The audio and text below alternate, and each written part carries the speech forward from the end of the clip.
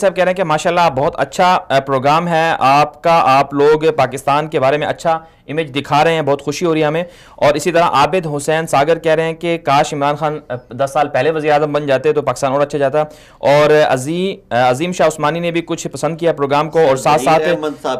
بالکل صحیح کہا، سعودی وزیر خارجہ نے ایران ہمارا دشمن ہے جو کلبھوشن جیسے لوگوں کو بھیجتا ہے، ان کا اچھا پیغام ہے۔ ظہیر احمد کا بھی پاکستانی عوام، یہ بڑی اچھی بات ہے کہ پاکستانی عوام اب دیکھیں، اب جیسے ہم نے سعودی عربیہ کے ساتھ اپنے تعلقات کو تجارتی نہج پہ لے گئے، اس طرح ہمیں اب یہ مذہبی ایفیلیشن سے دیکھیں، ہم اپنی مذہبی ایفیلیشن ختم نہیں کر سکتے۔ ہم مسلمان اور سبحان الحمدللہ، اور اللہ کا بہت بڑا احسان ہے، لیکن ہمارے مذہب ہمیں اس چیز کی کب اجازت دیتا ہے کہ جو ہمارے بار بار دشمنی کرتا ہے؟ اللہ کے نبی فرما گئے کہ مومن ایک جو ہے بل سے دوبارہ ڈسا نہیں جاتا، تو ہم کیا مومن نہیں ہیں؟ ہم دوبارہ ایک ہی بل سے ڈسے جاتے ہیں، بار بار ڈسے جاتے ہیں، محتاط رہنا چاہیے۔ اچھا آگے ایک دوست ہیں ہمارے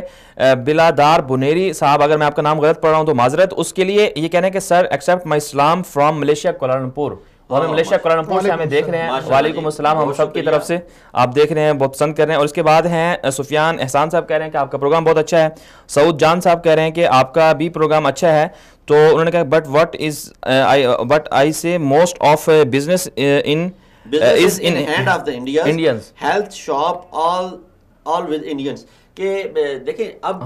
سعودی عربیہ کے اندر جو بزنس کے حوالے سے ہے وہ بڑی اس میں سختی چل رہی ہے، اور اس میں سعودی عربیہ کو لایا جا رہا ہے، اس میں کوئی کسی قسم کی ڈسکریمنیشن نہیں ہے، اس میں کوئی تفریق نہیں۔ جب ایک آرڈر آتا ہے تو وہ ساروں کے لیے آتا ہے، ساروں پہ امپلیمنٹ ہوتا ہے، اس میں کسی چودھری نعیم اختر کہہ رہے ہیں کہ آپ کا پروگرام اچھا ہے، اور کرن خان کہہ رہے ہیں گڈ، اور سعید بلوچ کہہ رہے ہیں بہت اچھے، حافظ عابد صاحب کہہ رہے ہیں ماشاءاللہ۔ ادھر ایک دوست